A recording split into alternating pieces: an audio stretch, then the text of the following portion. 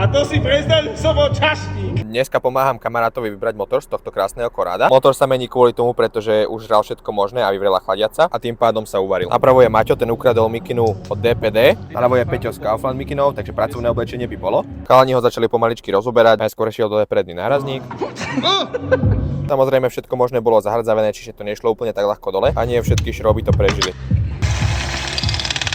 Keď sa z predného čela všetko poodpájalo, tak mohlo ísť konečne dole a tým pádom bol krásny prístup ku hadiciam, k motoru a ku všetkému ostatnému, čo bolo treba poodpájať. A že prečo nám chýba náradie? Ako ste mohli počuť, Maťo úspešne odpojil výfuk. A to si prezrel, som bol čašník. Motor sme si zavesili na rampu, aby nám nespadol a aby sme si ho mohli povoliť. No poď.